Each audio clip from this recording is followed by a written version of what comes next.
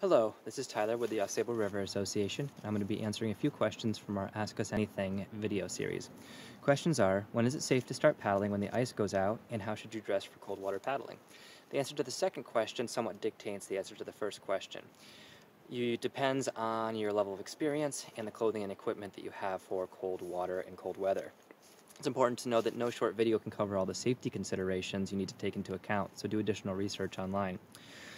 You should be wearing clothing that will allow you to be ready for submersion in the event that you do tip over.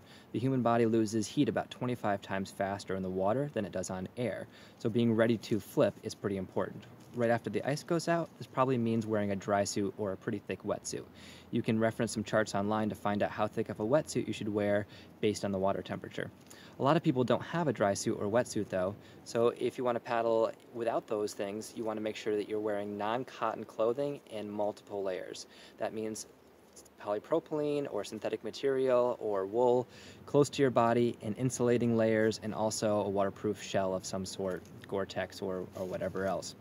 That should be waterproof and breathable, also windproof. It's also important to have proper hat, gloves, and footwear. This typically means an insulating hat, gloves for when your hands get cold, which will most likely happen if they get wet or if it's windy. Neoprene is a great option for paddling gloves, and the thicker the better if you're in really cold weather. And then some sort of footwear. It can be waterproof shoes, some sort of mucklucks, which are large neoprene boots that come pretty high up on your leg, close to your knee, or some sort of other paddling cold weather footwear.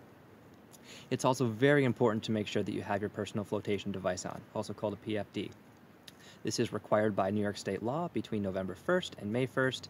It's important throughout the rest of the year, but especially important in cold water. If you want more information about paddling, make sure you check out the Explore portion of our website at ausableriver.org/explore. And if you have any other questions, feel free to leave them in the comments below or email us at voice@ausableriver.org. Thanks.